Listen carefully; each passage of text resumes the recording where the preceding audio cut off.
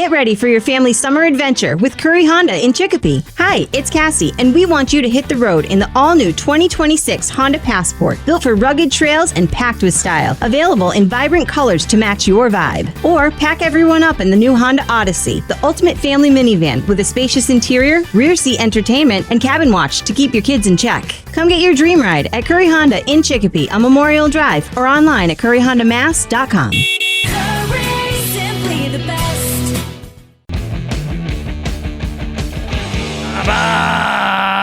Rock 102, Springfield's Classic Rock. It's 5:51 and Sabbath with Bax and Nagle and Rock 102. Oh, yeah!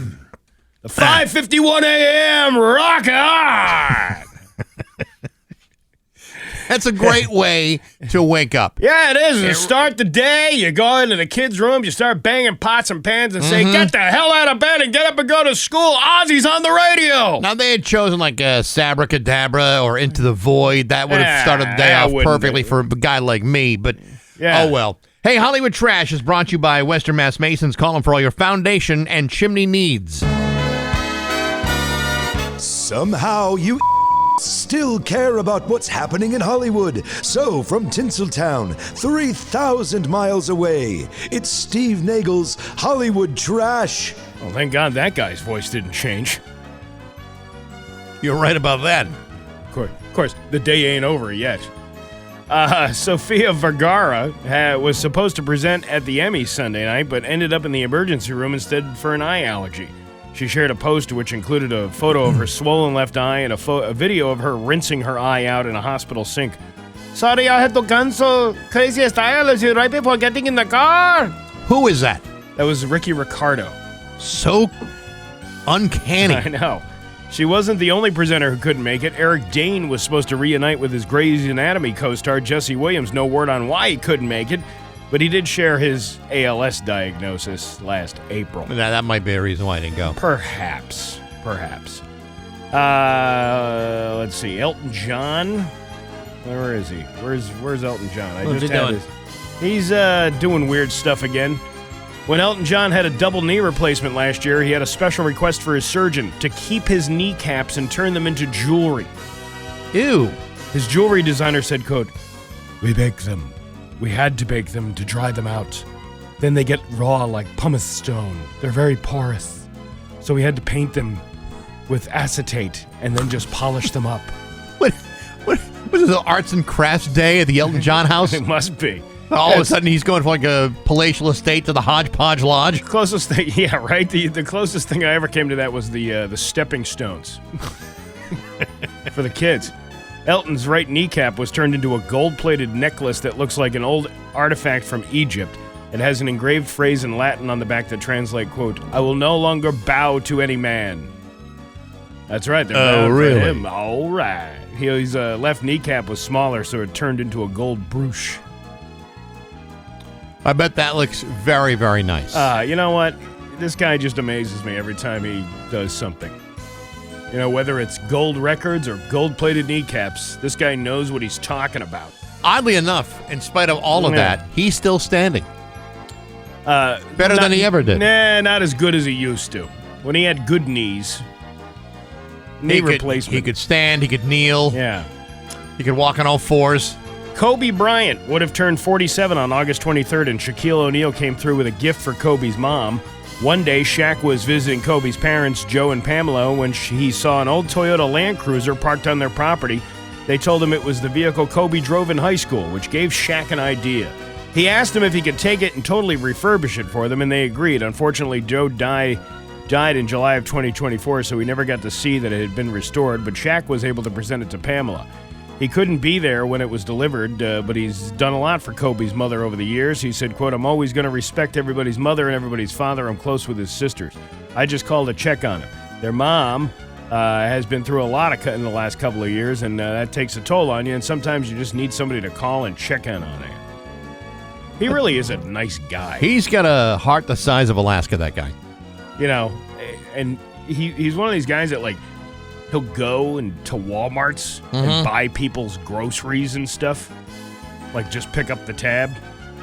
I need to have that guy hang out with me a little bit more. Yeah, but it's like for people who actually need it, not us. Well, he doesn't know how much I have or what I need, but if I start hinting around and... Listen, anybody who's a regional celebrity knows that you're raking in $5s of dollars every single month. So don't tell me. Well, Steve, Shaq doesn't know me from a hole in the wall. Yeah. And, next time he's in Springfield, Hall of Fame, I'm sure they'll talk me up over there. Ed Sheeran recently announced plans to release an album after he dies. It'll be called Eject, and this is not a joke. Ed just released his 8th album, Play, on Friday, and he has plans to do at least 5 more albums titled Pause, Fast Forward, Rewind, and Stop, and ultimately Eject. He says, quote, "It's actually in my will, and my wife Cherry gets to pick the track for it." Ed envisions Eject as sort of a greatest hits album of the 10 best unreleased songs he's written since he was 18. Well, if they're the best songs, then you should have already released them. The thing is, that's kind of what every dead musician does, right? There's usually like all my bests or the greatest hits or some sort of weird collection. Well, also, good songs don't usually wind up on albums because of record people. They're the ones telling you which ones to put on the album. He adds, you know how posthumous albums come out, but they're sort of unplanned, and I don't want to go and someone just jumble up some stuff and put it out. I want it to be planned. So he's got his whole thing going on there. Does anyone remember that Jessica Simpson and Tony Romo dated from 2007 to 2009? I do vaguely recall that, yes. Well, she had to be reminded of that fact recently because of a minor legal matter. During a show in Pittsburgh, Jessica told the crowd that Tony called her mother to tell her he was selling a boat she got him back in 2009, and he needed Jessica's signature because her name was on the title. Jessica said, quote, "So then I get paperwork, and then I have to sign over this boat for him to sell, and guess what he gave me as a thank you? Plastic cups." I'm like, wow, glad this didn't work out. Jessica bought Tony the $100,000 speedboat for his 29th birthday. His 29th birthday? That's not even a 30th birthday. That's not even a special one. Plastic cups, though? To Jessica Simpson? I'd give her something better than that. Yeah, well, what do you get the girl who has pretty much everything? A cold sore. He gave her that already. Actually, that was from Nick Lachey. And it wasn't a cold sore. The 2026 Coachella lineup was announced last night. Justin Bieber, Sabrina Carpenter, Karol G, and Italian electronic artist Amia. With that lineup, it almost sounds like a threat. Anima. No, thank you. Her name is Anima, like enema, but it's Anyma. Huh. You don't want to sit in the front row of that show. Yeah, there's no plastic like at the Gallagher show or something like that. Right? I think I'm going to sit in the balcony just to be safe. And once you get the sledge-o-matic going on. Kim Kardashian was showing off. That would be a sludge-o-matic in that case. That's disgusting. Kim Kardashian was showing off her $450 Balenciaga. How do you say that? Balenciaga. Don't ask me how I know that. I don't know, but it's $450 in it, and it's plastic, and it makes sounds that squeak like flip-flops. Oh, she must have something to say. Oh, my God, the last time I took on flip-flop sounds was when Ray J gave me the Scrotox injection into my pink flap mingo in that sex tape you can purchase on YouPorn for $39.95. Caitlin? Whatever got that down and dirty with their mother, Chris Kim, but we once had a weekend full of movies. What'd you see? On Friday night, we kicked things off with the action smash Raiders of the Lost Arse. Saturday night, we curled up for the romance Sleepless Encephalitis. There's no getting to sleep with that disease. You know? No, I know. You're up all night. What else did you watch? And finally, the Sunday matinee was the fantasy adventure The Chronicles of Narnia, The Lion, the Bitch, and the Wardrobe Malfunction. Narnia business. Narnia, yeah, that's right. And that's your Hollywood trash on Rock 102. Couch. Brought to you by Rocky's Ace Hardware, your grilling destination. Weber, Big Green Egg, Uni Pizza Ovens, and Traeger Woodfire Grills. Hey, good morning, sports fans. How the heck are you? Folks, I was recently asked what sort of things I had planned from my retirement, which, as you point out, is just a mere 2,189 days away from today. Initially, my answer was, not much. But then I thought about what sort of activities might I consider during my golden years. I could always pick up the game of pickleball and test the limits of my physical dexterity by putting myself in great physical distress. Perhaps I could take up a hobby or something. Or perhaps I could just continue my rigorous training for international flag football. As you know, flag football become an Olympic sport at the 2028 games in Los Angeles, and while I might not yet be ready to play at the Olympic level, it certainly gives me something to shoot for. Nevertheless, to push the proud sport of flag football around the world, Tom Brady has announced that he will temporarily come out of retirement and participate in the upcoming Fanatics Flag Football Classic. This is an event that is scheduled to take place on March 21st, long after the NFL season is over with, at the Kingdom Arena in Saudi Arabia. But he won't be out there playing with himself. Brady will be joined by Gronk, Saquon Barkley, CeeDee Lamb, Christian McCaffrey, Tyreek Hill, Odell Beckham Jr., Sauce Gardner, and several others. Now, just to show the world exactly how it's done.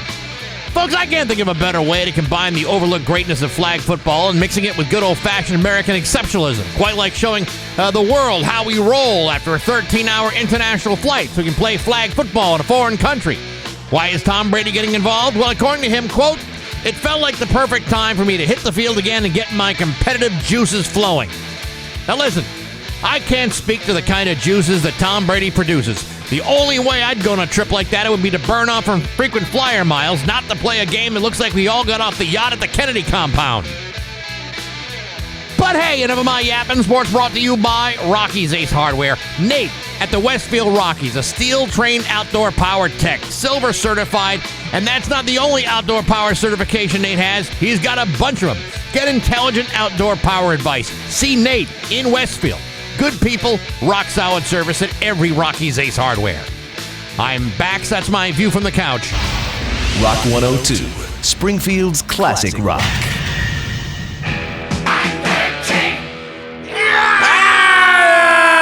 Yeah, it's 6:14, bitches! Rock 102, Springfield's classic rock, and the tender, pleasing tones of AC/DC on Rock 102. You got to get people hyped up for a Tuesday morning here. Tuesday is always one of those days where everybody drags a little bit. You get all the adrenaline from Monday, people dragging a Tuesday. You kind of need that kind of kick in the pants.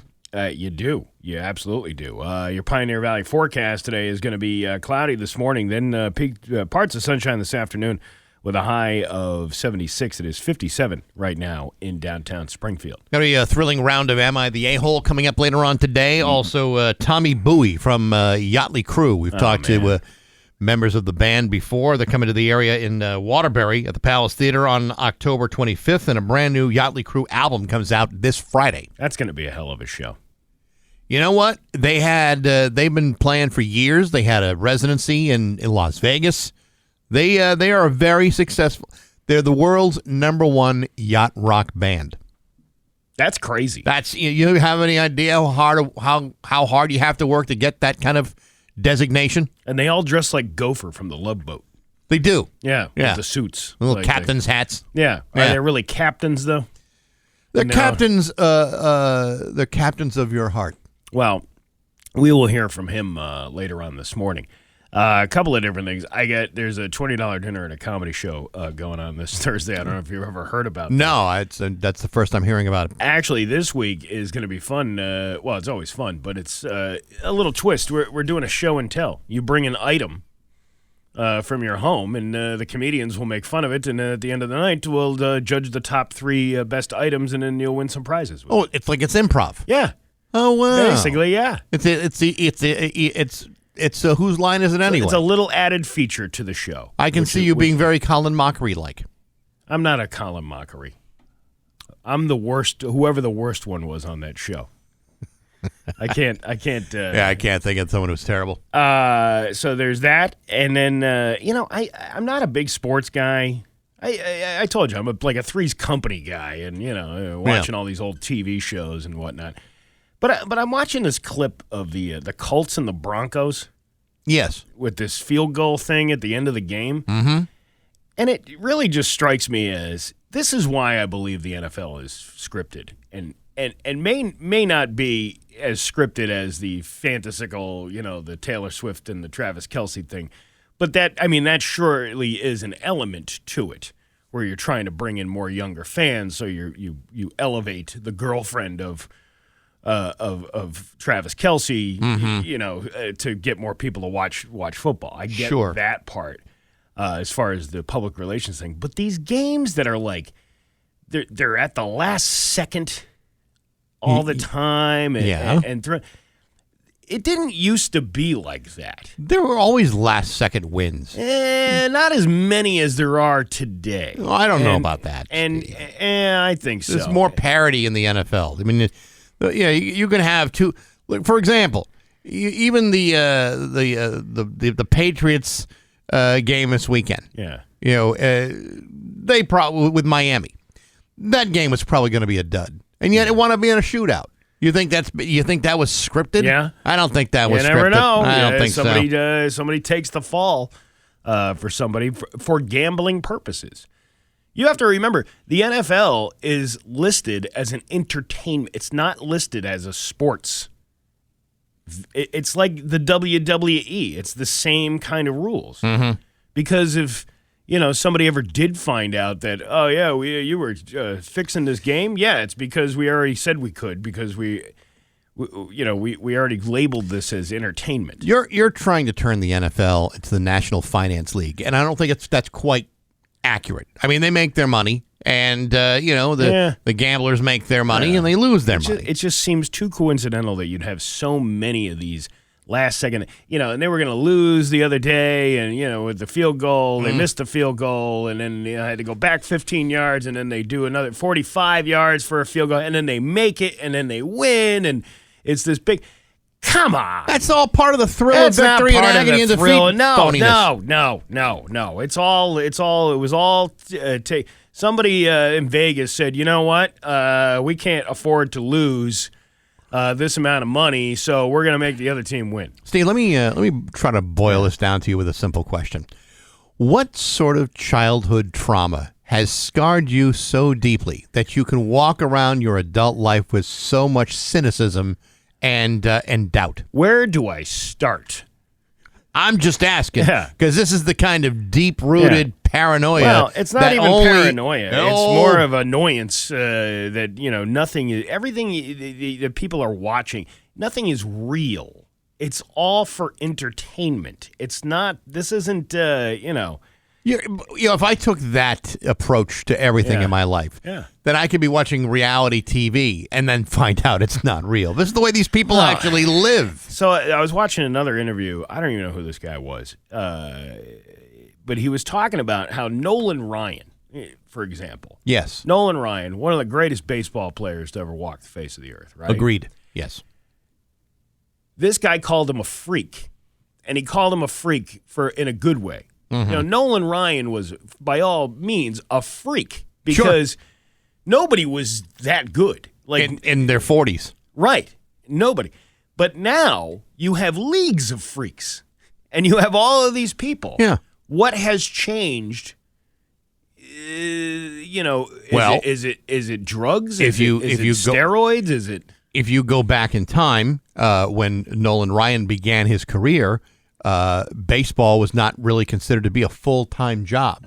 So the training that they did back in the 60s is very different than the training they have now, where training in baseball is a full-time job. Remember the old baseball cards in the 70s? You turn it over and said, Willie Stargell bags groceries in his spare time in the off season. Yeah, well, that's what he would do. Yeah, Nolan Ryan owned an oil company or something, didn't he? Or he a farmer? He was a farmer. Yeah. I think he did pretty well for himself. But nevertheless, the training that these guys have now is much different. Steroids are not. Steroids may be certainly a part of it, but you look at like an Aaron Judge. There weren't anybody built like Aaron Judge back in the 70s and 80s. Yeah. I don't know, is it genetics or is it? I think it's the workouts. I think it's maybe some of the supplements they take. That's what I'm talking about. All legal. A guy like Big Papi.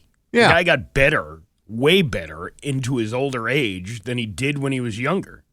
I mean, you can't say that drugs didn't have a play in that. Had nothing to do with it. Yeah, that's what you want to believe because you're a Red Sox fan. No, that's not true at all. Yeah, it is. I can look at a guy from a mile away and say that guy's all juiced up. Yeah. When I look at Big Papi, I say no, he's not juiced up with anything but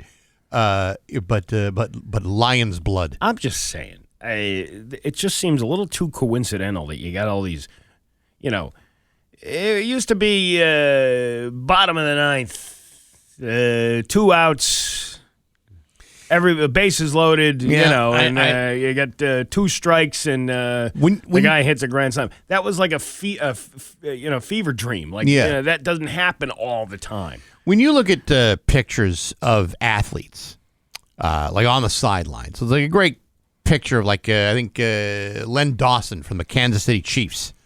Back in, I think it may have been in the early Super Bowls. All right. He's on the sidelines, trying to recover from getting his ass kicked on the field. And the only way he can do it is not by, shooting himself up with sort of like cortisone or, bags of ice. He's just sitting there with a performance-enhancing cigarette in his mouth. That is the difference between the olden days and today. Today, you don't have cigarettes in your mouth. You may have needles in the balls of your feet, but you're not smoking because that's dangerous. Yeah, I guess. And it prevents you from, jacking up the way you would normally would in the gym. It stunts your growth?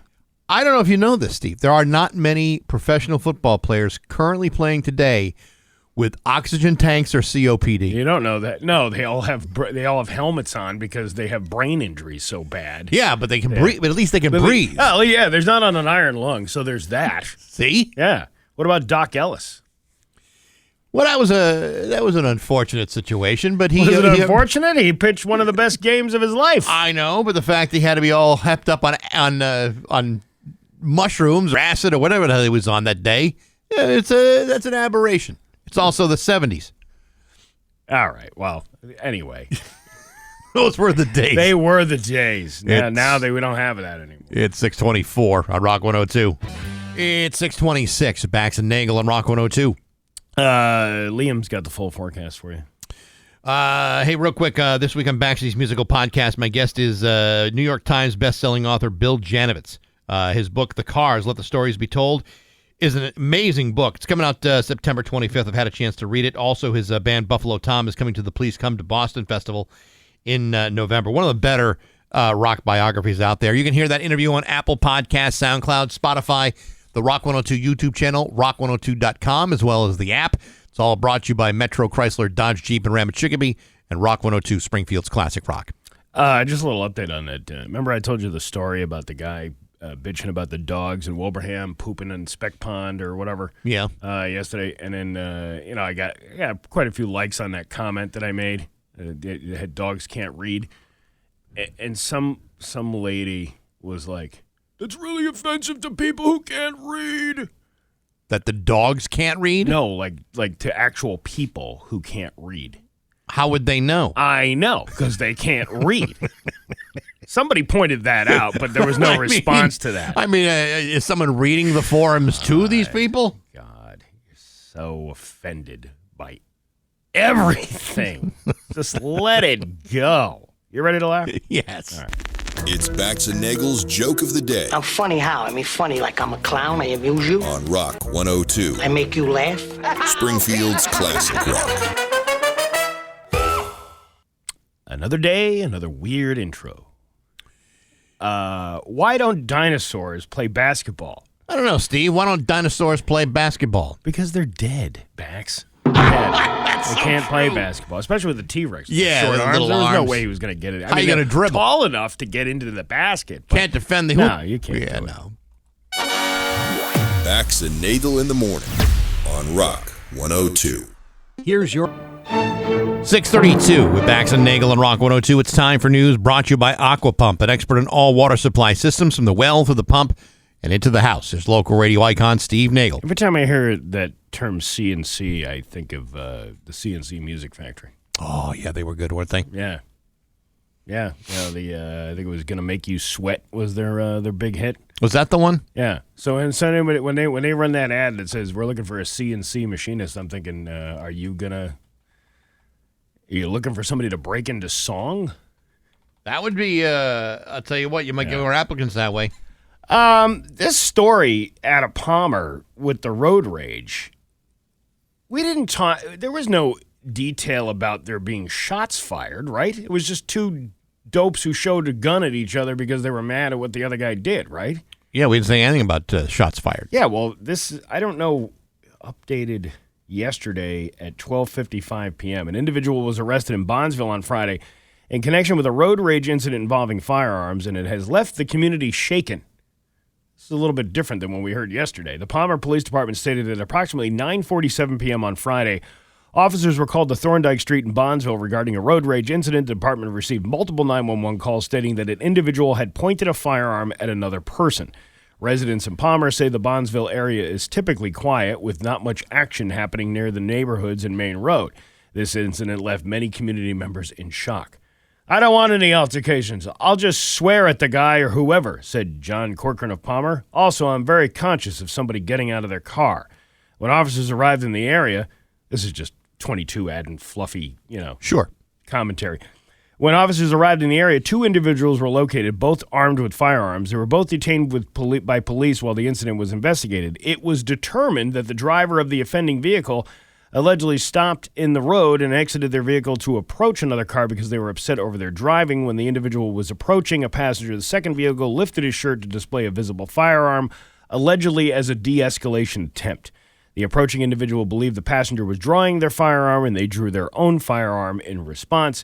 Witnesses in the area stated that the suspect's firearm was pointed in the direction of the passenger, but not directly at him. This is the part. Shots were fired by the person who initially pulled out their gun, but no one was hurt. The situation did not escalate further, and all parties cooperated with the police investigation. And then they interviewed a couple of other people. Palmer police said that both individuals were lawfully licensed and in lawful possession of their firearms. Following the investigation, one individual was arrested for charges with disorderly conduct. You can't just fire your gun off. That's illegal. You can't just... No, you can't, especially in a situation that's like, and not, out in public. But there's two things... with vehicles involved. Two things going on here. Obviously, the police determined, okay, well, these guys both had firearms licenses, so, that's not the illegal part. But wouldn't the illegal part be firing your gun off, especially when you weren't even pointing it at somebody? Obviously that would have been even worse. But you fire the gun off in the air, you don't know where those bullets are going. They're going to land somewhere. Yeah. That's just weird. That was a weird detail they added to the story at the last minute. It kind of makes you wonder who were the two people in the road rage incident. Well, that would be a matter of who, what, where, and when. And our local journalists don't get involved in that kind of thing. Would you really call them journalists? Well, that's what they are technically called, yes. I don't know. It's a very loose description. I think, it's more about, other things. Probably. Yeah. West Springfield. The West Springfield Police is asking the public's help in identifying a woman involved in a receipt fraud incident at the Bone Deep Throat. According to the post the department shared on Facebook, the incident occurred on August 28th. So close to where we're going at right now. Police shared a photo of the woman in connection with the incident as part of their request for assistance. The police are continuing to investigate the incident. Anyone with information is urged to come forward and contact Detective Kucher at 413-263-3210, extension 283. Hold on. 413... 263. 263. 32, what? No. Wait, hold on a second. 413. 413. 233. No. 413. 413. 23.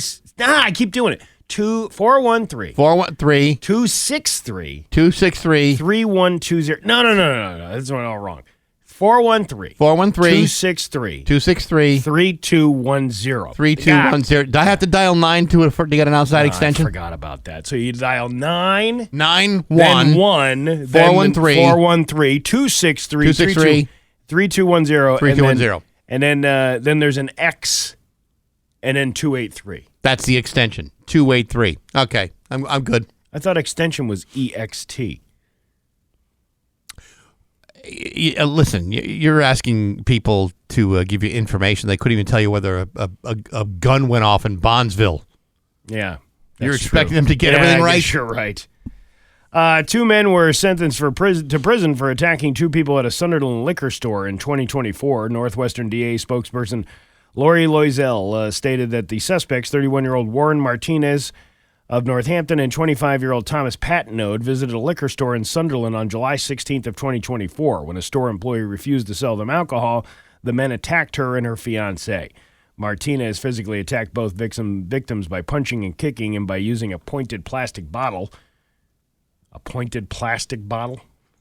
What is this? I have no idea. It's the modern day recycling. You know, it used to be glass bottles in a bar with chicken wire. Now they smash a plastic bottle and hopefully get whittle down a sharp edge. Yeah. Ooh, this is a number 7. The employee and her fiance are both transgender, and they described in court that the physical assault had a significant impact on their lives. They said they're unable to feel safe in public and have a strong desire to ensure that no other person endures attacks of this nature. The suspects were scheduled for a jury trial in Franklin Superior Court on Monday, but both elected to change their pleas to guilty before the selection, and they were sentenced to 5 to 10 years in state prison. That was Martinez. Patnode was sentenced to 2.5 years in a house of correction and 1 year of probation, during which undergoes substance abuse treatment. I would think you'd have to be kind of high as a kite to go start crap at a liquor store. You know, it happens so often. People try to cause problems in a liquor store. I don't know why. You're never going to get good customer service that way.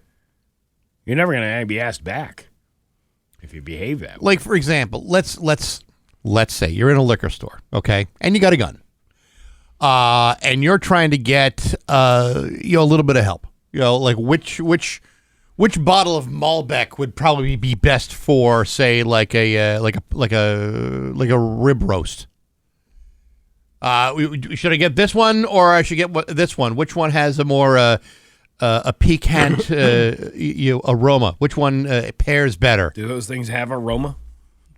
Well, I don't know, Steve, but if the person working at the liquor store knows what they're talking about, say there's some sort of part-time sommelier, yeah, you're going to get good customer service. But you start waving a gun around and threatening to punch their lights out, they're gonna recommend the box wine or the one with the pull tab. Here's your Colt 45 and your 2 zigzags. That's all you need. Empty your register, and I need a couple of $10 scratchies. You can go to the park after dark and smoke that tumbleweed.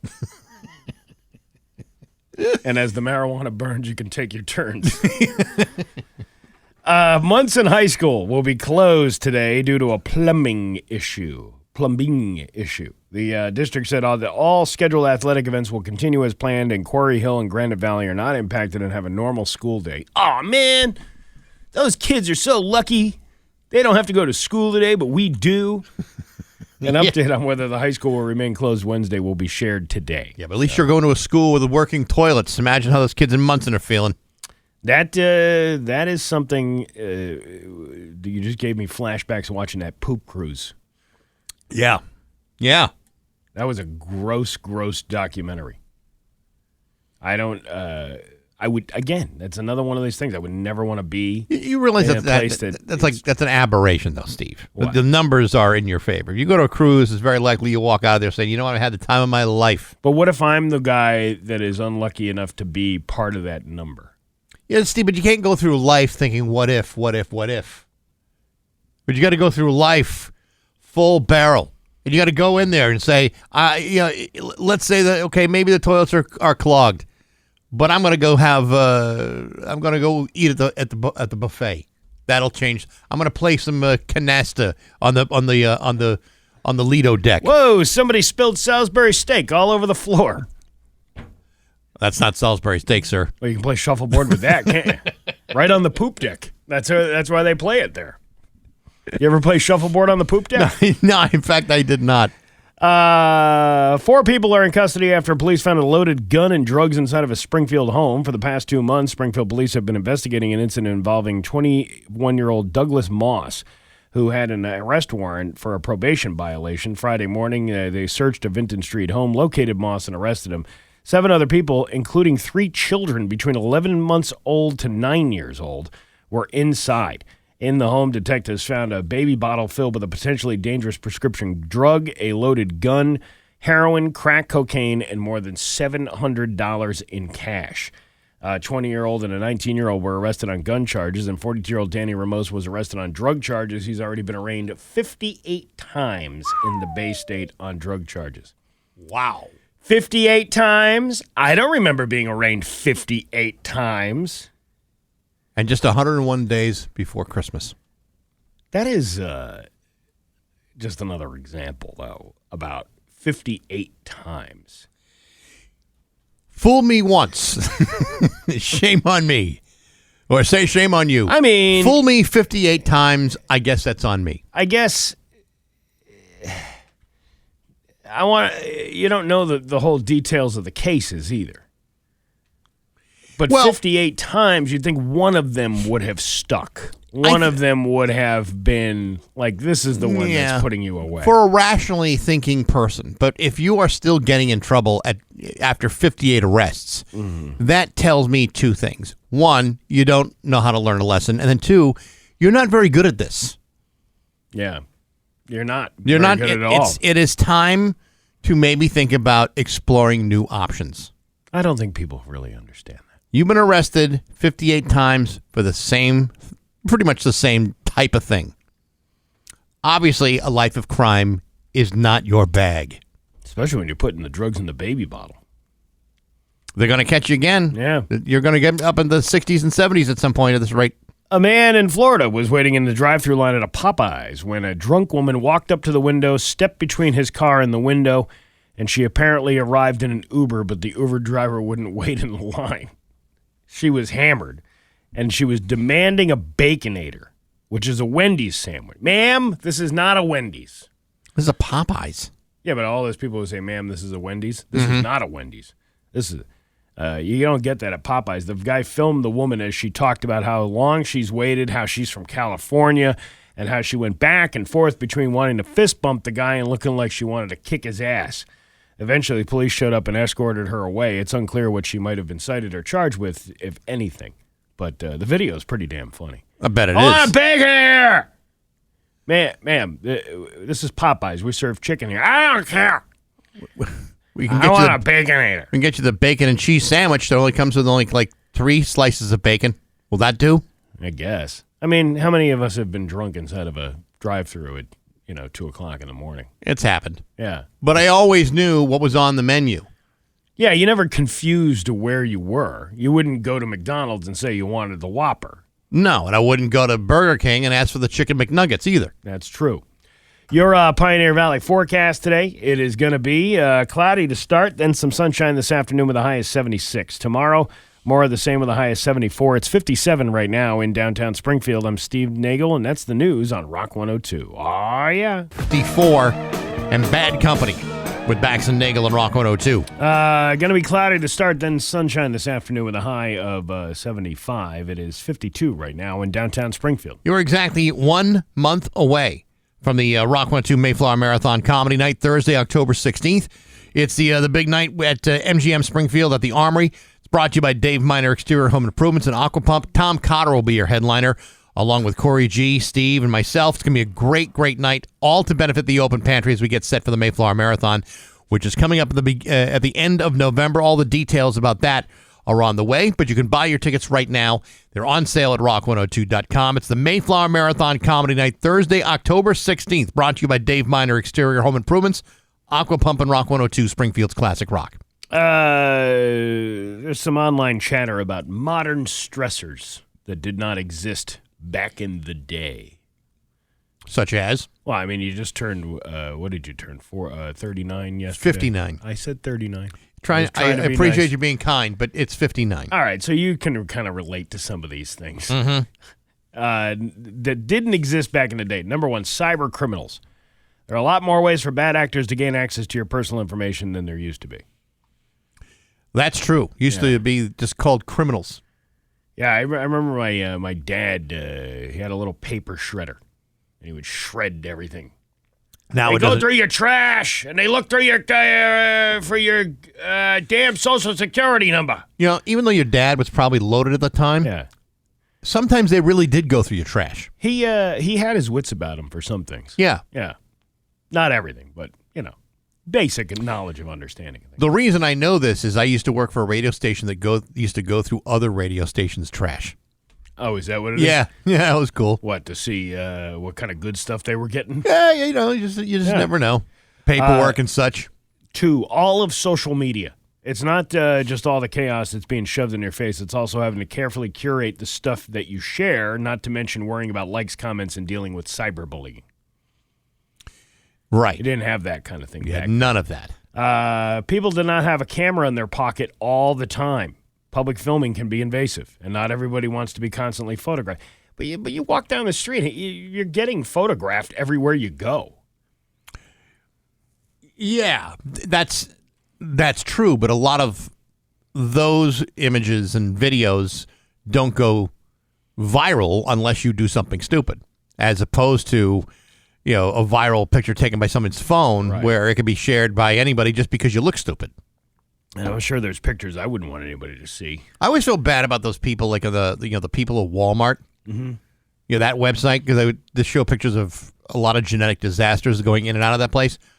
Well, these people had no idea that they were going to show up on the people of Walmart someday. Right. They just thought, I know I'm in my pajamas. I know I'm not wearing my wig. I'm just going to go and grab some smart food, some skinny pop at the Walmart, and hopefully that'll be it. The next thing you know, they're on a website. Well, it was a choice to go out of the house wearing flip-flops and pajamas. I agree. But nevertheless, they didn't expect they were going to be viral sensations. Number 5, deep fakes. Yeah, this is troubling stuff. Shaving everything. That's true. People just shave their face, and that was just about it. Botox and lip filler. Having thin lips or a flat butt was not a crime back in the day. No, it's just what you're born with. Texting, returning a text, and then all the anxiety about it. Never had to do that. Never had to return a text? No, I just never had to think about it. Because you don't even answer your text. Well, back then, if we wanted to get your attention, we maybe wrote you a note. A note? Yeah, Look at right. This guy wrote a note. We sent you a card. He got a note from his doctor. Clearing your inbox of all your emails. I have to clear mine daily because this is the person. Seeing that I have 100 emails bother me. 100? What about 10,000? I have like 10,000 on mine. I got 14,877 that have not been read. A couple of years ago, I had a friend of mine. She was sending me a screenshot of a text message that she got, and trying to hey, can you believe this? And I'm looking at the text message. I'm more concerned about the 1,000 unanswered text messages that you have in your phone. What is that? What is the 1,000 number? I don't know. And I said, why do you have 1,000 unanswered text messages? And then she explained that it's all the things she signs up for. It's all spam. Well, it's clear it out. Your rewards and all that stuff for all the different places that you go. Opt out. Or delete it. Yes. How do you not delete a text message as soon as you can delete it as soon as it comes in? I don't know. People are weird. They are. And, there you go. And we got Emma and the A-Hole coming up after 7. It's 7 o'clock now on Rock 102. And now, Bax's View from the Couch. Brought to you by Rocky's Ace Hardware, your grilling destination. Weber, Big Green Egg, Uni Pizza Ovens, and Traeger Woodfire Grills. Hey, good morning, sports fans. How the heck are you? Folks, since 1920, the National Football League has provided fans with an endless supply of nonstop thrills. The brutal athleticism, the rough-and-tumble competition, the rigorous drive towards greatness. These things are all very well and good for the players who play the game, but what does it say about the ones who are in charge, the coaches, the coordinators, their assistants, and those that work underneath them? It's one thing to stand there on the sidelines with a headset and a tablet, making plays and being in charge. It's another thing for one of these guys to show any level of physical exertion. This is why the video of Patriots head coach Mike Vrabel sprinting down the sidelines from Sunday's win against Miami has become a viral sensation. Now, you may recall on Sunday when running back Antonio Gibson returned that fourth quarter punt for a touchdown. Mike Vrabel was seen running down the sidelines with a sort of blinding speed you never see from a 6', 260-pound man that happens to be over the age of 50. Yes, Antonio Gibson made an impressive play, especially after Miami did the same thing to the Patriots just moments before. But the real highlight of that play wasn't 27-year-old Antonio Gibson. It was the 50-year-old man on the sidelines that was practically keeping up with him. The truth is, you'd never see guys like the late Tom Landry doing wind sprints down the sidelines every time Roger Staubach threw a bomb downfield for positive yardage. Vince Lombardi never took off his coat to go chasing after Jim Grabowski after beating double coverage. Hell, you'd never even see Bill Belichick move his feet when Tom Brady was throwing rockets to Randy Moss deep into the end zone. But give Mike Vrabel something to chase after, he's gone like a dog off the leash chasing after a Buick. As a guy who's just one day closer to turning 60, it's almost as impressive to see Mike Vrabel's foot speed than it is to see Antonio Gibson's punt return. After all, that's Antonio's job. It's not the job of a 50-year-old man with a clipboard. But hey, enough of my yapping. Sports brought to you by Rocky's Ace Hardware. If you think January is a good time to repot houseplants, I got news for you. Miracle Grow potting mix is on sale right now at Rocky's. So is grass seed and garden soil. Plus, get a $20 bonus reward at Rocky's when you spend over $100. You get all that stuff at your neighborhood Rocky's Ace Hardware. I'm Bax. That's my view from the couch. Rock 102, Springfield's classic rock. To Springfield's classic rock. It's 7:13 and Bon Jovi with Bax and Nagle and Rock 102. The music gets more yacht rocky as the morning goes along. A little bit. That's in. We started out with the heavy stuff at 5:50 a.m. Mm-hmm. And we get a little less harder at 6:10 a.m.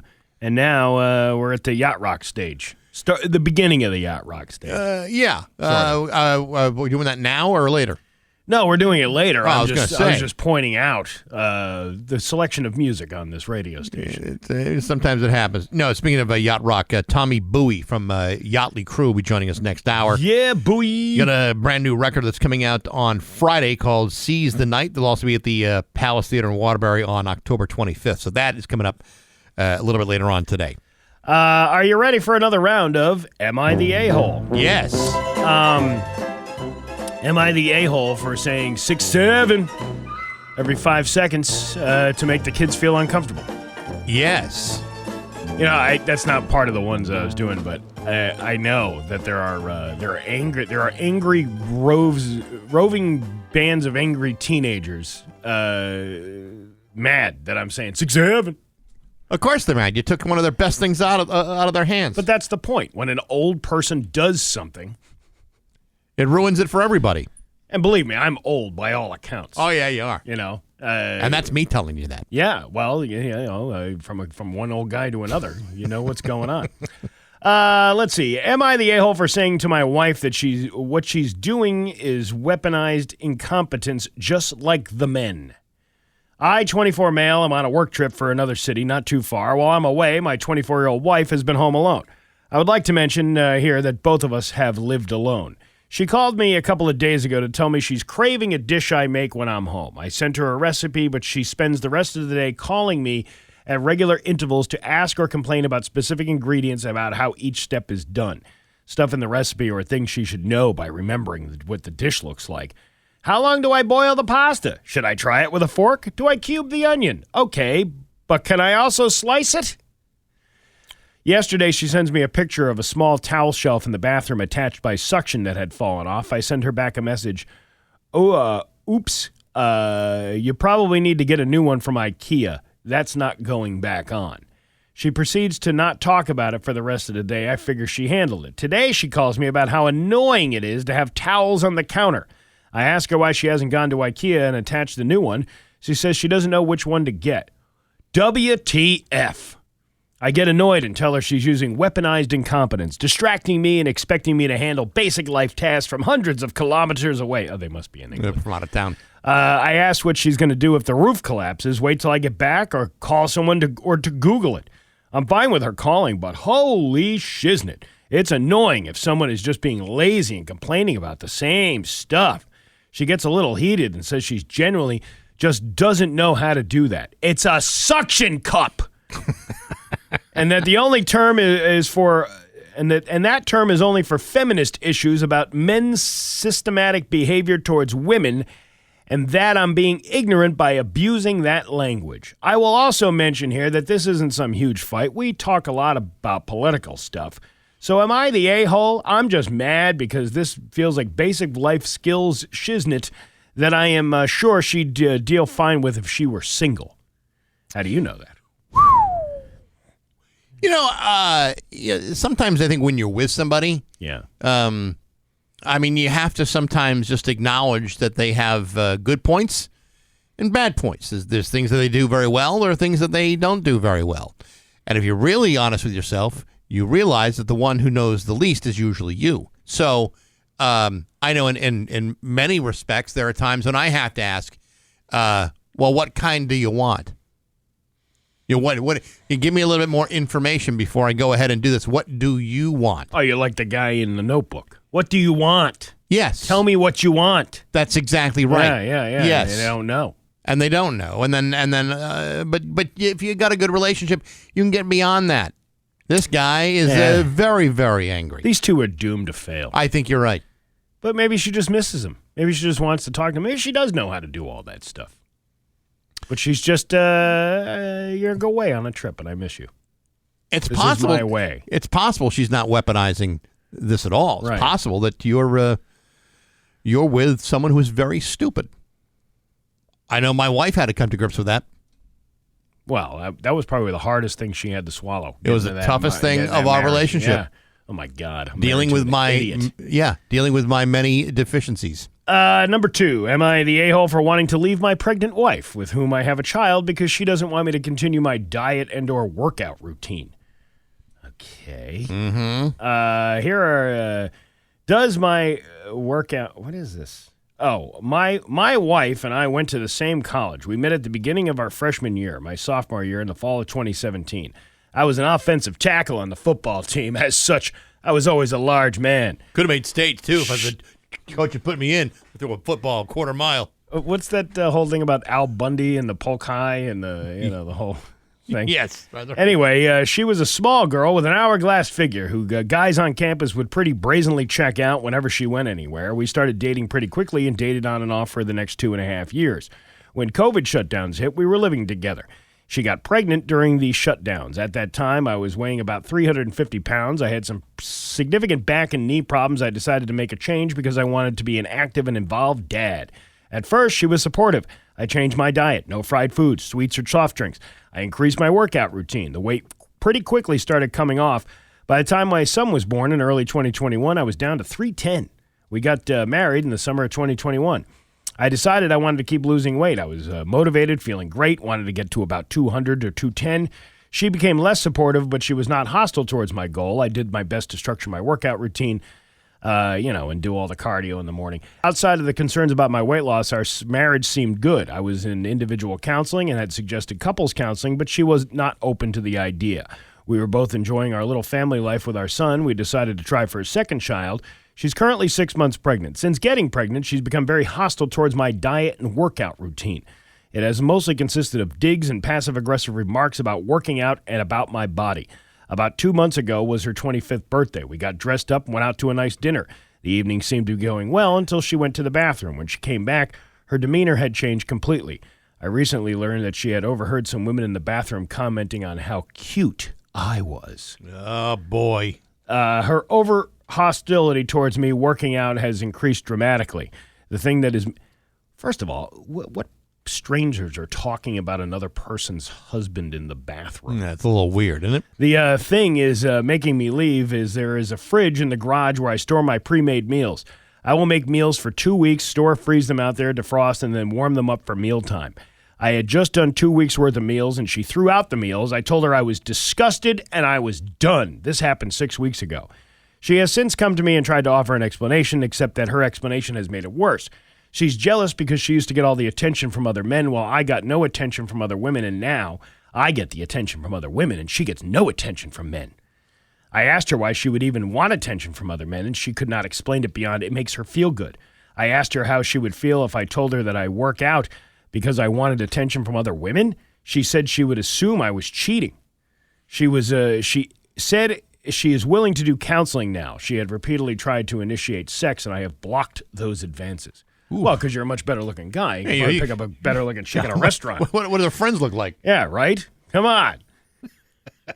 Hey, your best friend is better looking than you are. Yeah. Look at you all bloated and pregnant. Look at you and your fat ankles. Well, I mean, does this guy not understand like how hormones work and how like women when they get pregnant, like clearly there's a different way to treat people, and there's fine tuning on maybe walking on eggshells. And frankly, dude, like it's okay to be healthy, but when you're going to the extreme.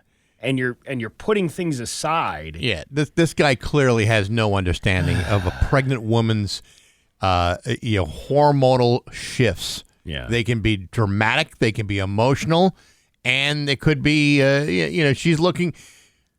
And on there are times when it is irrational, but this guy has somewhat of an irrational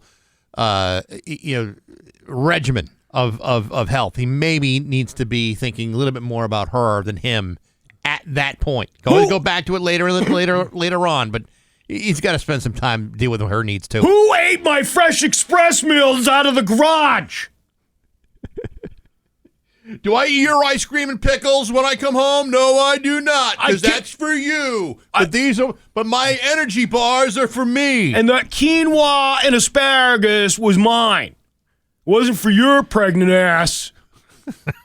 Yeah, see, everything about that conversation is going to go the wrong way for him. And there you go. That's us solving the world's problems right here on Am I the A-Hole? It's 7:23 with Bax and Nagle and Rock 102. It's 7:27 with Bax and Nagle and Rock 102. Liam's got the full forecast for you. We're throwing a Rocktoberfest on Sunday, September 21st. My God, that's this Sunday. At the Summit View in Holyoke. Tickets are on sale now at rock102.com. Your admission includes traditional German food like schnitzels and sauerbraten, pretzels, and more, along with live music from the Stillwater Band, plus Steins, a German beer, are going to be for sale. It's Rocktoberfest, brought to you by Dave Miner Exterior Home Improvements, Aquapump, this weekend at the Summit View, Route 5 in Holyoke.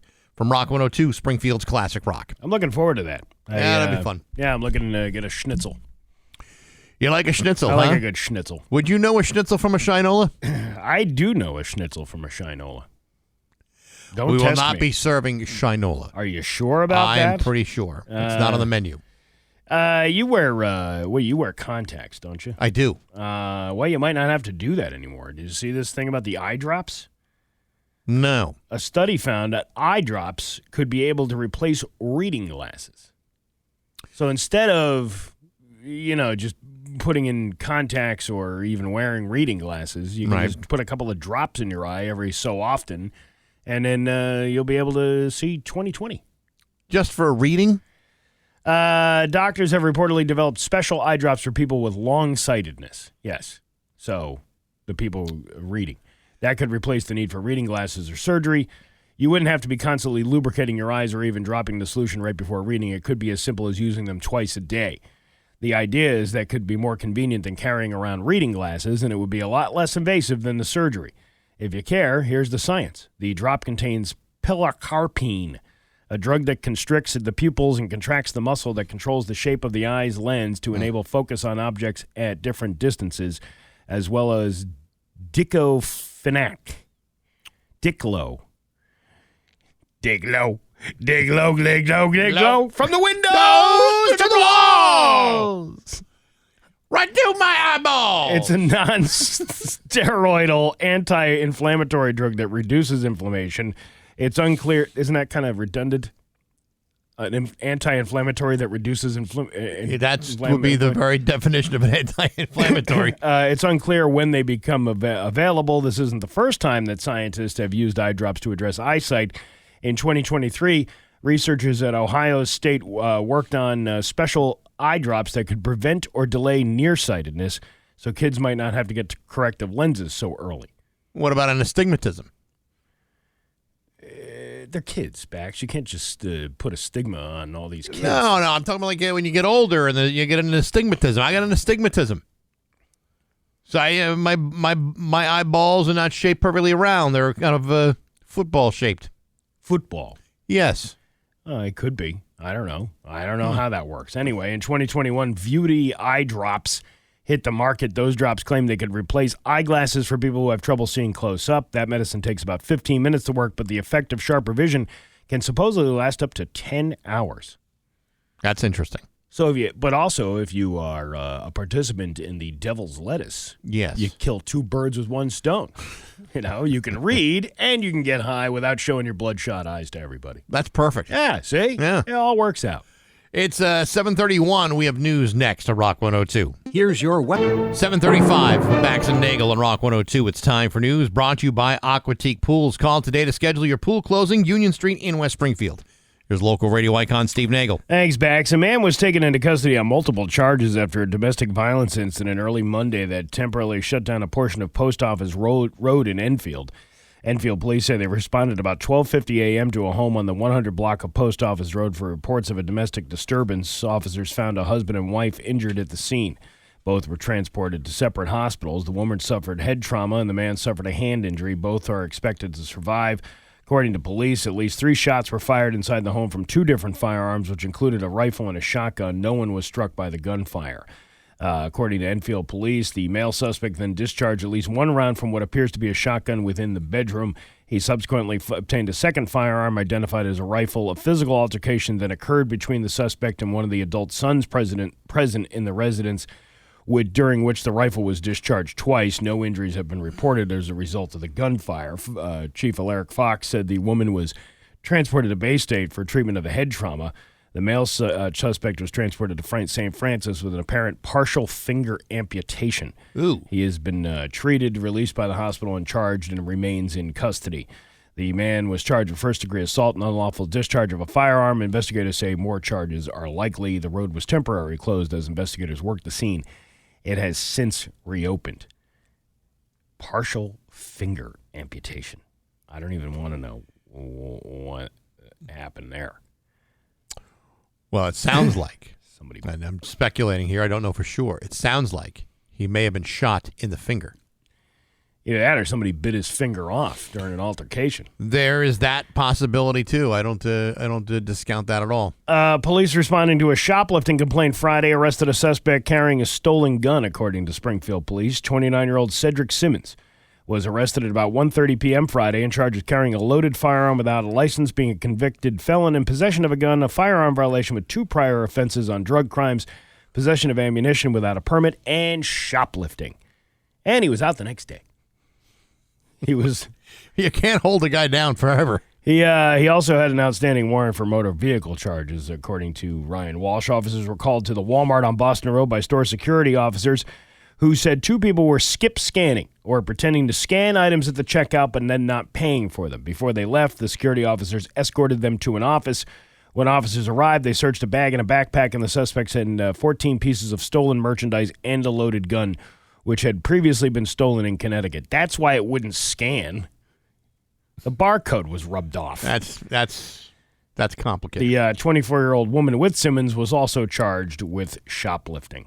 Well, I mean, if you're going to do something as a couple, that might be an activity that you're going to do. Shoplifting? Together. Well, I mean, it's spending time together. You're both interested in the same items. You're both maybe, looking to put money down for a home. Understood, Steve. It's nice to know that couples are still doing things together. Yeah, romantically. That's hard. I know. You don't have to tell me. With the hustle and bustle of people working all day long and, with the kids and everything, and but being able to spend quality time together is a very hard thing to do, and I think shoplifting is a good option. But the crime-free relationships, I always feel, have a better chance of surviving. Yeah. And you're less likely to be separated by prison walls, for example. I dated a shoplifter once. Five-finger Franny, we used to call her. Is that a fact? That meant 2 things. I bet it did. Longmeadow High School went into a brief lockdown Monday morning following a report that a student was carrying a weapon. It was a tense start to the school week after the school's resource officer requested that the high school go into lockdown right around 8 a.m. In an email sent out to parents, Longmeadow High School principal Tom Landers, Ann Landers' brother. Oh, Ann Landers sucks. Dear Tom Landers, what was going on at the high school this morning? Anyway, Tom said the lockdown was in response to reports that a student was in possession of a weapon. He said the school immediately went into lockdown mode And then they located the student in question. The student was possession of a small knife, which was confiscated, and there's currently no threat to the school. The lockdown was lifted shortly thereafter. I wasn't scared at all because it's Longmeadow. There's nothing too serious that happens in my suburb. My sub didn't take it seriously at all. I thought it said suburb. He just turned off the lights and we went back to work. There's plenty of bad stuff that can happen and has happened in Longmeadow. Western Mass News reached out to the Longmeadow Police Department for comment on the incident, and they shared a statement in part that said the school administration will address the situation in accordance with their disciplinary protocols. We appreciate the cooperation of students, staff, and parents during the incident. Our department will continue to support the school as a... Here's what the explanation was. Apparently, this kid had work pants on. Okay. Was working the day before, had a knife on him that was a utility knife. Mm-hmm. And then forgot to take it out of his pants when he went to school. Ah, yes. Should have wore a fresh pair of pants. Well, some kids can't afford a fresh pair of pants. Walking through Longmeadow, you probably have a second pair of pants. There's making. Hey, you don't know that. I know. You're making assumptions. We're talking about people who are suffering food insecurity, 1 and 2 in this county alone. I agree, but Longmeadow would not be on the top of the list. But there might be. I agree. There might be some people out there sure that are suffering from that. Let's see. What else? Organ donors. You want to hear about organ donors? Sure. I was one for many years. I bet you were. Yeah, I bet you. Where is it? Oh, 4 organ donor recipients got together in Minnesota to pay tribute to the woman who saved their lives. 20-year-old Adeline Miller died in a car crash in 2023 and was an organ donor. One of the people she saved wasn't there for it, but her organs actually saved 5 different lives. Wow. Yeah, usually you only hear about like one. Like we got a kidney from a car accident victim or whatever. Yeah, but but you save 5 people? I mean, we really all should be putting ourselves on that list. But what about those people who believe, I'm not putting organ donor down because that means they let you die? That's not true. That's not true. They don't know you're an organ donor until you've died, and then they say, oh, let's take this guy's spleen. I find it hard to believe that people who believe that, like an EMT, the first thing they do is try to save your life. That's their job. Yeah. That's what they're there to do. Their job isn't to go and get that guy's wallet and see if he's an organ donor first before we do any other life-saving measures on this man. Before we pull out these defibrillators, let's make sure he's not an organ donor. If he is, I know a couple of people in need of some kidneys and lungs. If he is, let's go get some coffee. Well, they do that anyway. You don't see the ambulance with the lights going on, going through like the Dunkin' drive-through very often. No, you don't, do you? No. I was going to say something about that. Now I can't remember. I don't know. Let's do the weather. How about that? Sure. Going to be cloudy today with a high of 76. Tomorrow, clouds with some sunshine in the afternoon, high of 74. It is 57 right now in downtown Springfield. I'm Steve Nagle, and that's the news on Rock 102. Oh, yeah. When you're home, Rock 102 Springfield's Classic Rock at 7:50 and Guns N' Roses with Bax and Nagle and Rock 102. It's going to be cloudy to start, then a little bit of sunshine this afternoon with a high of 76. It is a weird-looking fog outside. Yeah, it's weird. It's not like, usually when it's foggy, it's like all kind of like, misty and everything. This is like a little bit of sunshine peeking through. It's a weird vibe. Anyway, it's 58 in downtown Springfield. I just wanted to get that off my chest. So last night in downtown Springfield, WWE at the Mass Mutual Center. Oh, yeah, Monday Night Raw. Monday Night Raw. And I like it raw. I like it raw. I like it raw. You see who was walking around town yesterday? John Cena. John Cena stopping by the Socialite Bar on Allen Street. Good place, by the way. I don't know if you've been to the Socialite. I've been there a couple of times. And yet... where is that one? So the Socialite is like right on the split of Allen Street and Bicentennial Highway. That little plaza with the Dollar General or is. Let me see. Springfield, Mass.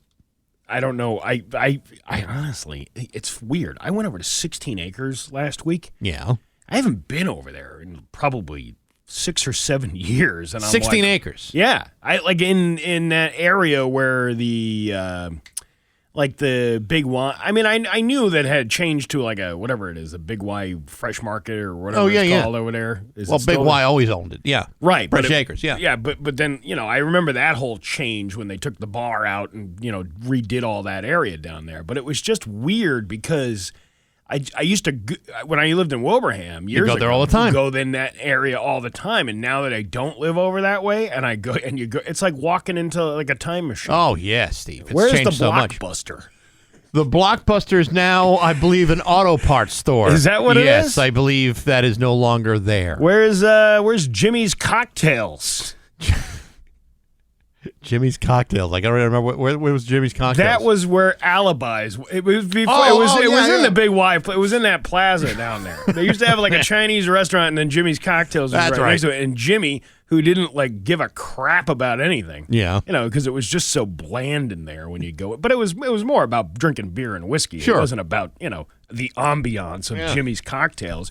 And if you needed something, you'd be like, you'd say to Jimmy, you'd be like, "Hey Jimmy, you got peanuts or potato chips? You want snack? You go across the street." That kind of thing.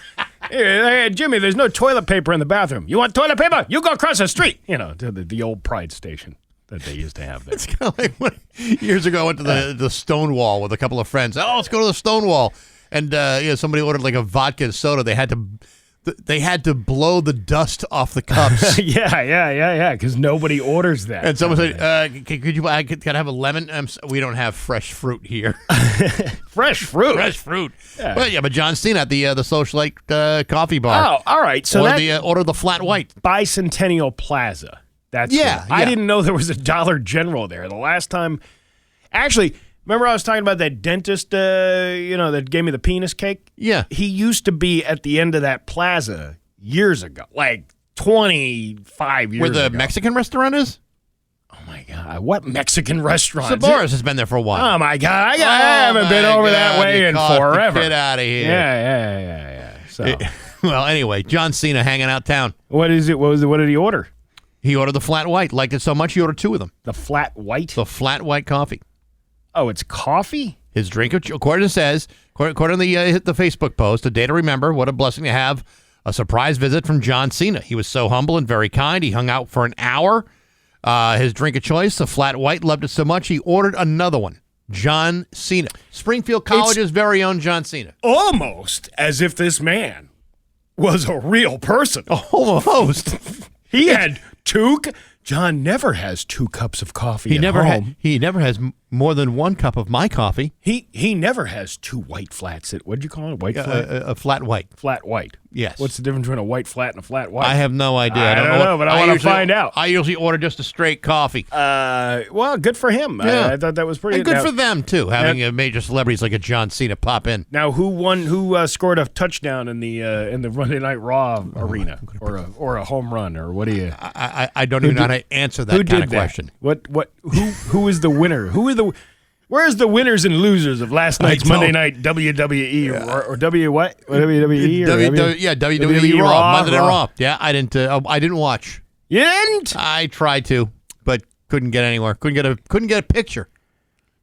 See, WWE. I'm going to get in trouble for saying this, but WWE Raw is the soap operas for grown children. Except in this case, there's a Stefano Demira at every turn. Well, yeah, but I told you that whole there's experience. a Victor Kiriakis in every bout. I give things a chance, and I gave it 20-something years ago. I gave it that chance when my friend, the guy that used to work here, said, "Hey man, I'm having a pay-per-view wrestling party." And I've told this story 100 times. And I go over and I'm like, "Fine. If it's an excuse to drink alcohol, I'm there." Right? So I go over on a Sunday night to his house. Yep. And he's got the whole downstairs of his house set up. He's got the big screen TV. He's got whatever the wrestling program was. And these 2 people were fighting over custody of a child. And the custody papers were hung in the middle of the ring with a ladder leading up to it. And, winner take all, I guess, as most custody cases are solved in the U.S. by a ladder and custody papers on a rope. Yeah. Whoever gets the gold gets to take the kid home. Well, Steve, I'm going to just give you a little bit of insight here. Yeah. If you've ever been to family court, that's a better idea. You think? Yeah, you think so? That makes more sense. And then finally, as the match started and they were hitting each other with the ladder, I go, you know what? I gotta go home. It's time for me to leave. I can't stay here anymore. It's 7:57 at Rock 102. Yachtly Crew has got a brand new record that's coming out this week. Hell yeah. Yes. It's called Seize the Night. They're also going to be coming to the Palace Theater in Waterbury, Connecticut on October 25th for a great night of non-stop yacht rock. All right. This is them playing. These guys are no hacks. They've had residencies in Las Vegas, and the new record is coming out this week. Very exciting stuff. Is he on the phone right now? Yes, he is. Hey, what's up? This is Tommy Bowie from Yachtly Crew. Tommy Bowie, good to have. Hey, what's up? This is Tommy Bowie from Yachtly Crew. Tommy Bowie, good to have you on the phone, my friend.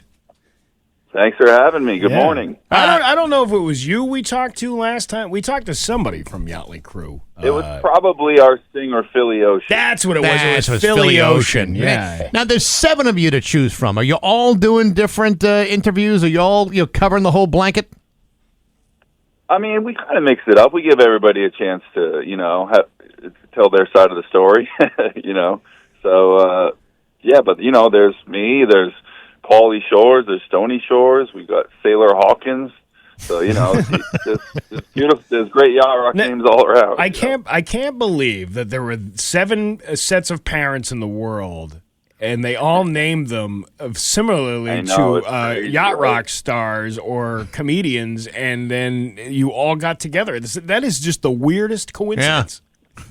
It totally is, but these strange things happen when it comes to the world of yacht rock. Now, yacht rock over the last couple of years has really kind of exploded. First of all, all that great music gets slapped with a label of yacht rock, and then there's documentaries on it, and it's everywhere. You got this great pile of music that's just been waiting to be explored, and you guys over the years have become the nation's #1 yacht rock band ever, and it's amazing how it's crazy, right? It's crazy how you've taken this all on your own and made something of it. It's a combination of things coming together, and really it comes down to that the music's amazing, and it was the best studio musicians in the world that were making this music back in the 70s and 80s, and I think it kind of got maybe forgotten about or not appreciated enough for a few years. So then when we came back and, Sirius XM Yacht Rock Radio came back, I think people were like, oh, yeah, I love this song and I love this music. And I kind of, we need to listen to this more. And when we're out on the boat on the lake, we got to put this on.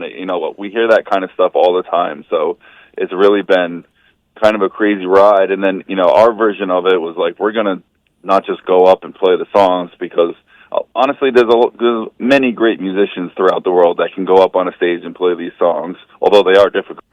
But we said we're going to go up and put on the best show anybody's ever seen and do these songs, So that's what we've always tried to do. We're like, we're going to be the Kiss of soft rock. That's been our mantra, you know what I mean? We're just a silly, dichotomy there. This is Tommy Bowie from Yachtly Crew. You guys are releasing your brand new record this Friday called Seize the Night. You talk about songs that are not easy to play. One of the songs that you've already released as a single is "Lowdown" from Boz Scaggs. Right. That is not an easy song to play by any means. I mean, no. I mean, all of these things, man. Like I grew up. I'm a guitar player, and I grew up, taking jazz guitar lessons. Or at least my guitar teacher was a jazz guy, and he made me practice jazz. So. And at the time, as a kid, you're like, I'm going to learn these whatever, songs I'm not into. But now I'm so grateful, because really this is like jazz rock fusion music. And, you really got to know your stuff to be able to play yacht rock. it's not just the 12-bar blues. You know what I mean? It's funny you say that because my kid's in a jazz band now in high school, and cool. When I was a teenager, 30 years ago, they didn't even have a jazz band option for the school band thing, but it seems to be like, finally somebody caught on and say, hey, maybe these kids with either contemporary music or popular music would be better suited to play in a band other than, another John Philip Sousa tune. You know what I'm saying?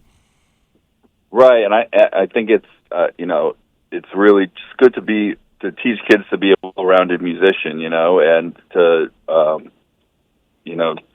learn all the basics first, and then you can always go back and play more simpler stuff if you want to. Right. But I think that's great that your kids learn jazz, because it's kind of in my opinion anyway, the most complex form of music, and it's really it's amazing. It's really, I don't know. I just think it's I love jazz. Yeah. I'm like, but I understand people that don't like it and it's too jammy or whatever. So that's why I love yacht rock mostly, because it's like it brings the jazz and the pop sensibilities together. Well, so you're getting the best of both worlds, and that's what brings the yacht rock magic out. So let's talk about the album here a little bit, because you've, like I said, as singles, you've already released Lowdown, Magic by Pilot, and I'm Still Standing from Elton John. What else is on the record? Well, our other single that's currently in the top 20 adult contemporary Billboard charts is The Pain of Losing You, which was written for us by the great Diane Warren. No kidding. For those that don't know Diane Warren, she wrote Don't Want to Miss a Thing by Aerosmith. She wrote If I Could Turn Back Time by Cher. Ooh. She literally has a laundry list of hit songs. If you go on her Wikipedia page, you're like, wow, she's written so many songs. She wrote that song, she wrote that song. And so anyway, our manager knows Diane, and they got in touch, and she said, hey, I have a song for Yachtly Crew. And so, when Diane Warren says she has a song for you, you don't say no. Yeah, no, you wouldn't. There'd be no reason to do that. That's unbelievable, on top though. of that, it's a great song. That's unbelievable that she did that with you guys in mind. That's awesome. I know, right?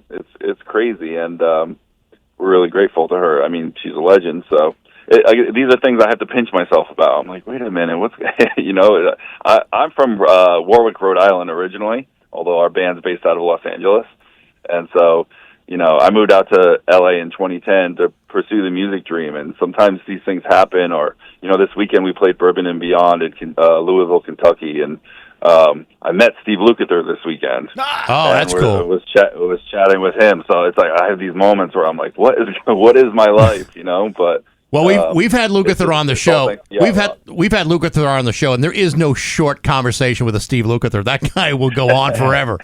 He's so funny, though. He's so funny, And where's my yacht? If you ever saw the HBO documentary, like, I played on all those records. Where's my yacht?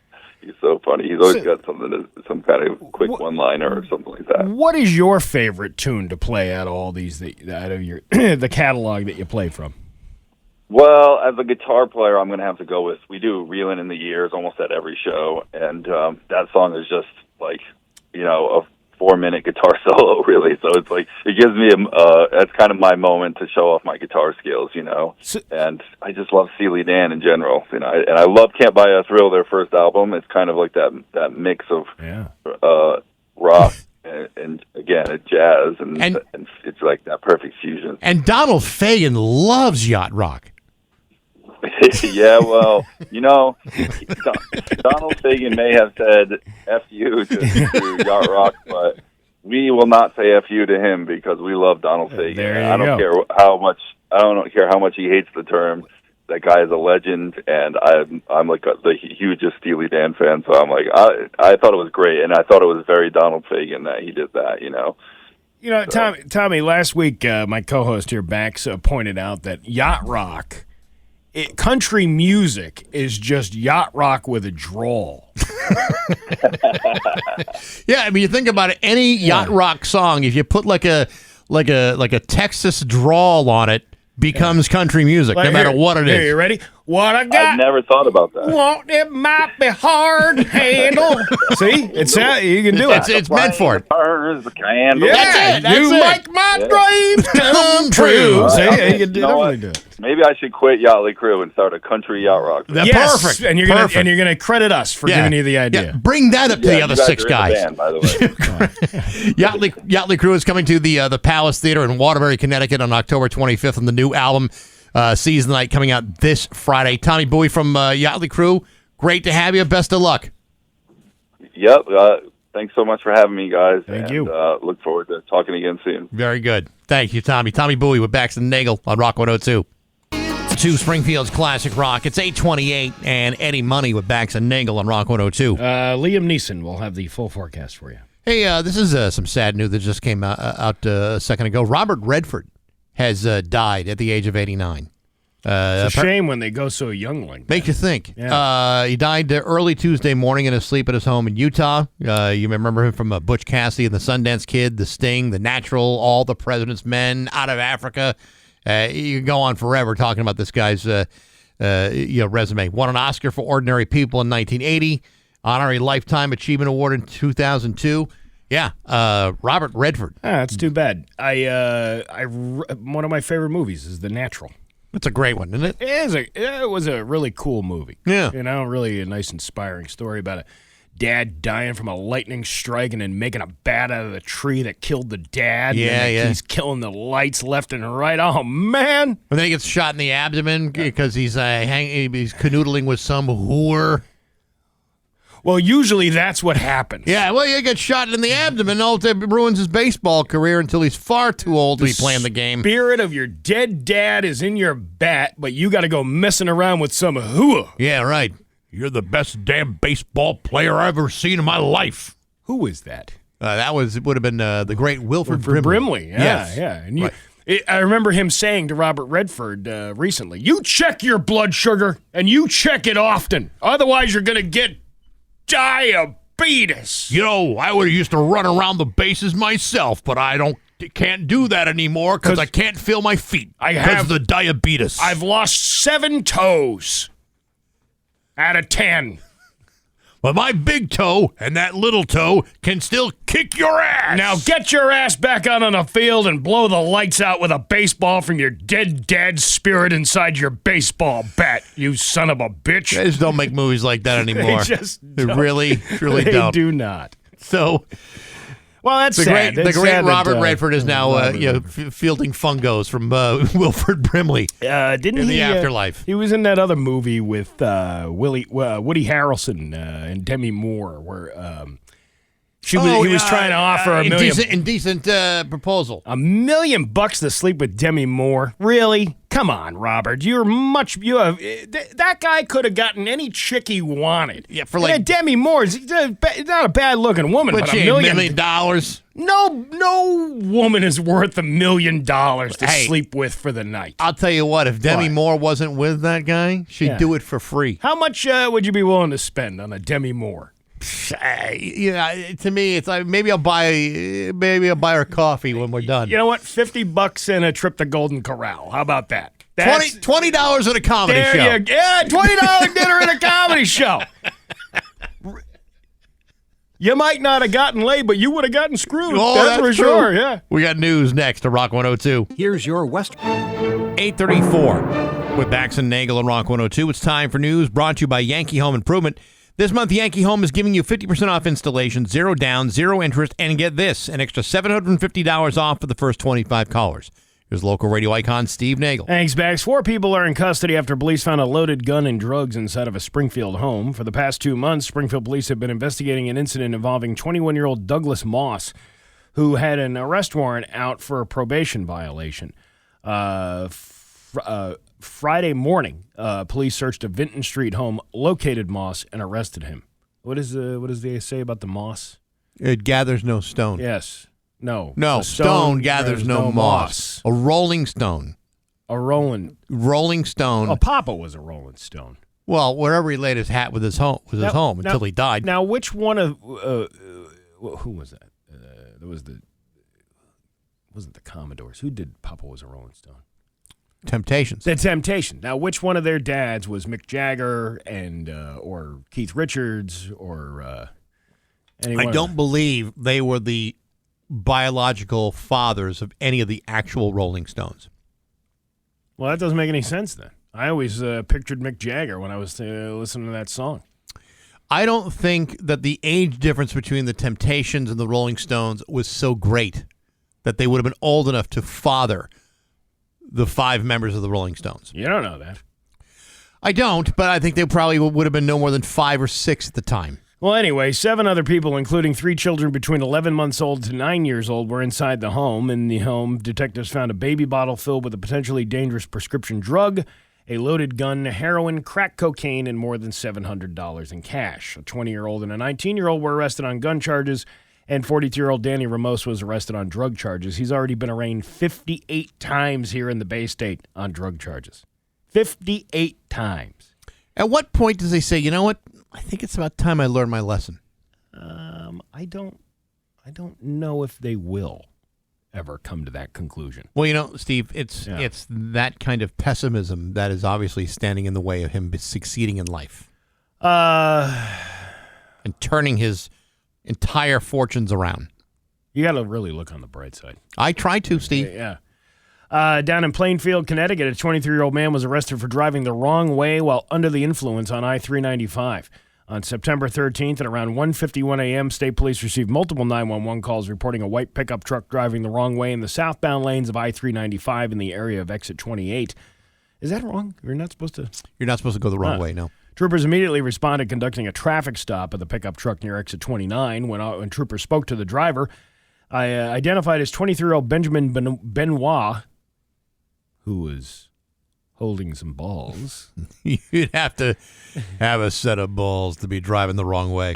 They said he showed clear signs of impairment, including slurred speech and bloodshot eyes. Oh, yeah. And he was also driving the wrong way on 395. The pickup truck, a white Toyota Tacoma, was also unregistered. This guy it's like one hit after another. All right, but at least he was driving a truck that had good reliability and decent gas mileage for its size. State police say Benoit and his balls had difficulty comprehending the fact that he was driving on the wrong side of the highway and failed to stand. He just thought everybody else was driving like a jerk. Yeah. Hey, you see all these people coming at me? Whoa, what is going on here? It's kind of like Steve Martin and John Candy driving the wrong way on the highway, and they're like, "You're going the wrong way," and they're like, "Yeah, okay," drinking like you guys are drunk. Benoit was arrested and charged with operating or parking an unregistered motor vehicle, illegal operation of a motor vehicle under the influence of alcohol or drugs, driving the wrong way on a divided highway, and the illegal use of a handheld electronic device while operating a motor vehicle. They always throw that last one in there. You know what I mean? Like, if they have none of this other stuff sticks, at least he'll get a distracted driving charge for the text messaging. Maybe the cops are just kind of like, talking amongst themselves. Say, anybody got anything else we could toss at him? Yeah. Load broken taillight, too. Yeah. Throw that in there. Plus, his air freshener ran out. He didn't get the 3 for $99 deal at the auto parts store. I'm not happy with the darkness of the window tinting. Now, I think that's legal in Connecticut. Dark window tinting?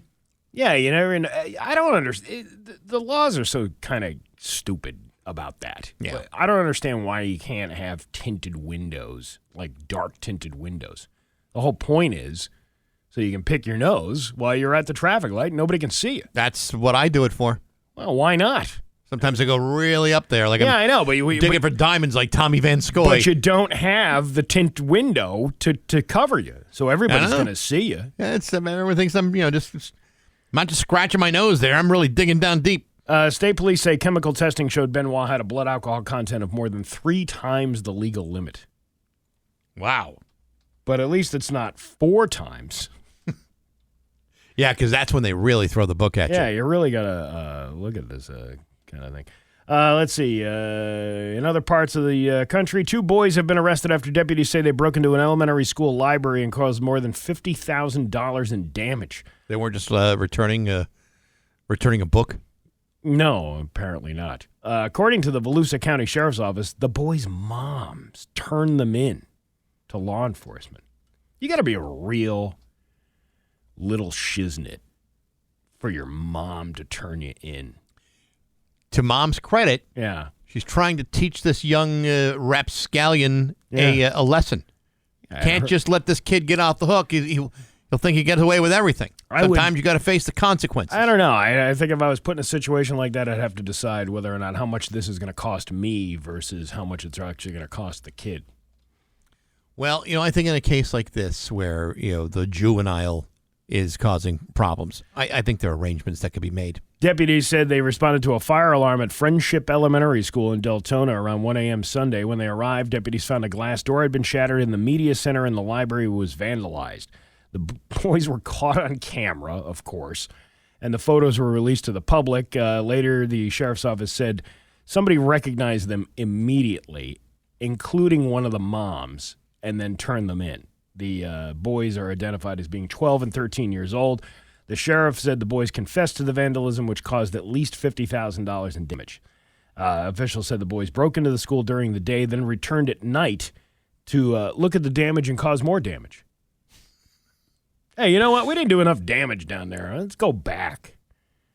Let's take all those Dewey Decimal cards and put them in the wrong order. The boys are each charged with 2 counts of burglary, 2 counts of trespassing on school grounds, criminal mischief, and theft.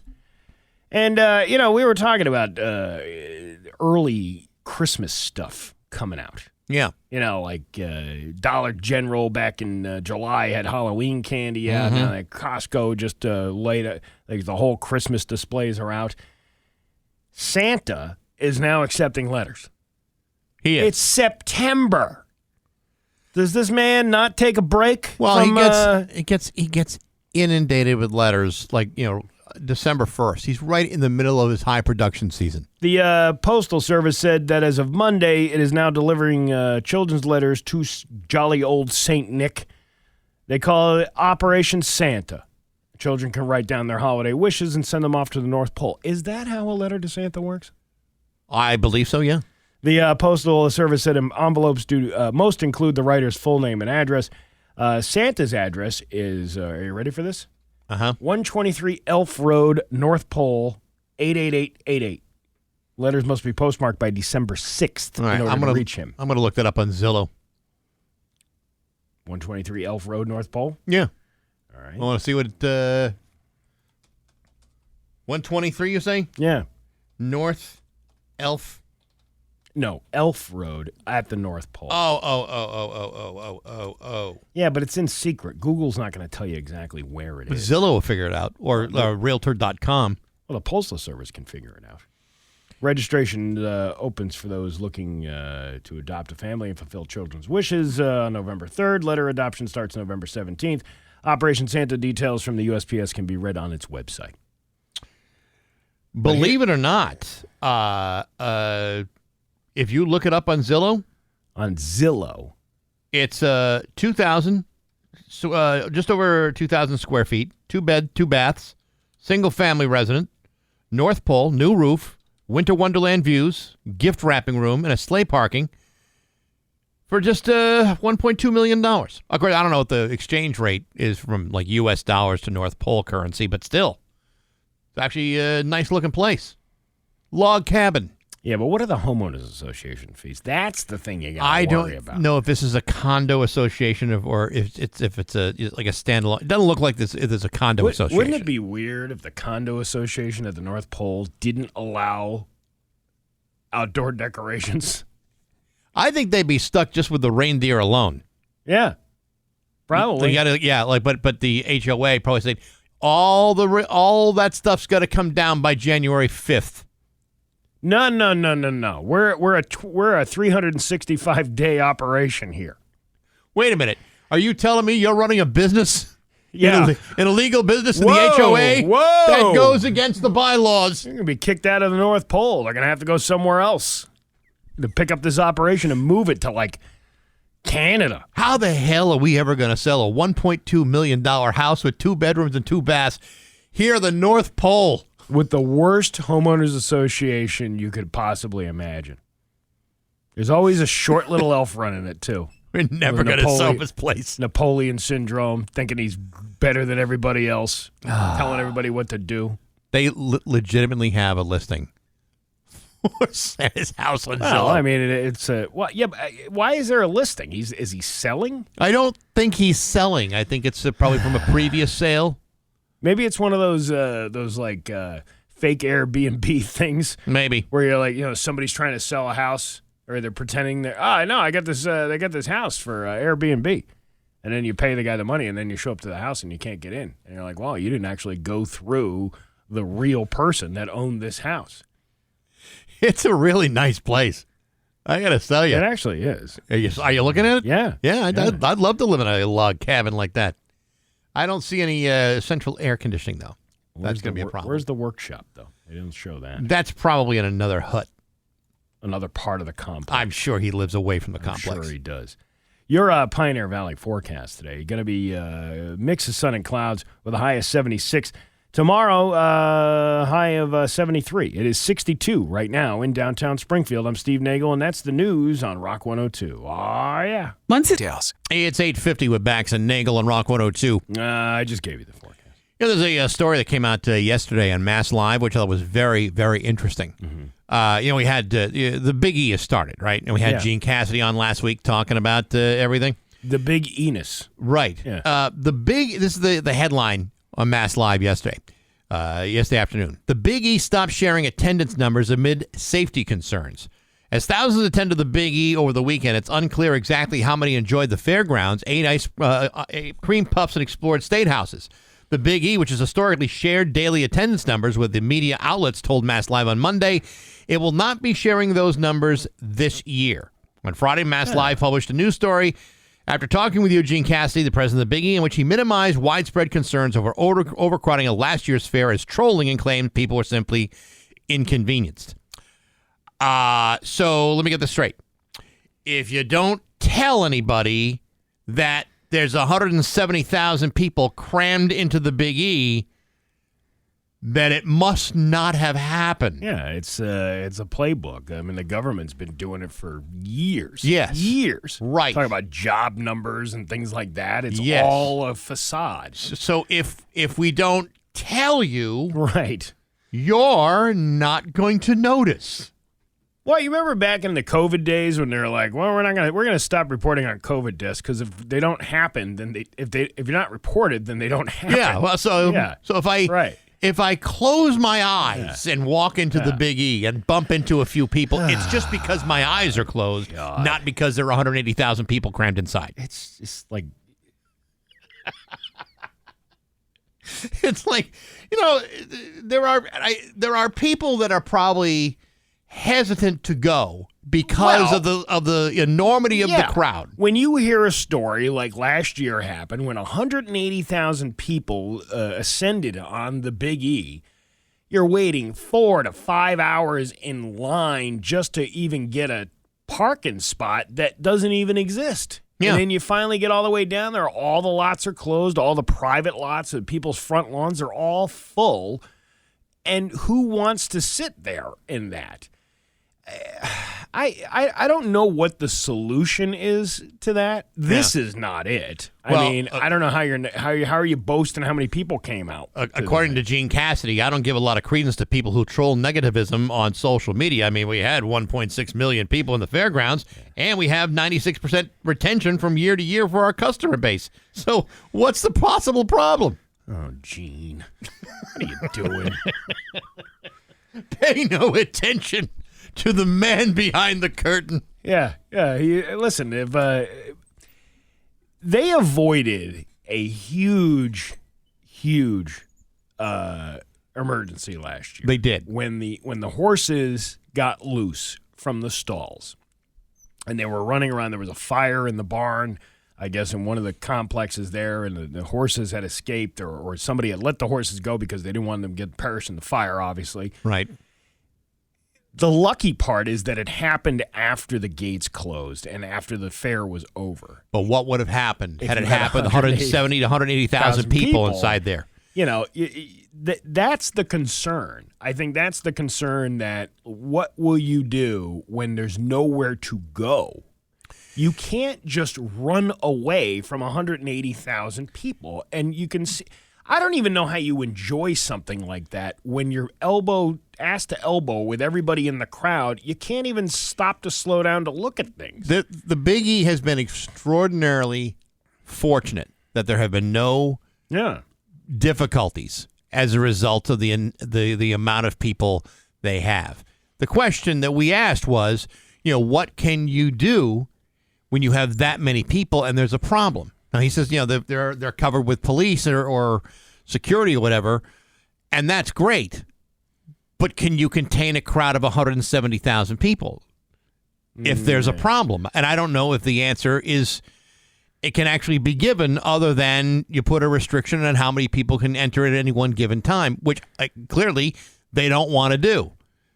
Honestly, the numbers, throwing out the numbers of the public safety officers, that's just more officers that will get trampled in the crowd when something happens. Yeah. And it doesn't have to be an act of terrorism, or it could just be somebody getting in a fight. If somebody, breaks out in fisticuffs, then all of a sudden people start running in a different direction or whatever. And you saw, what was that concert that those people got trampled at with the Travis, whatever his name was?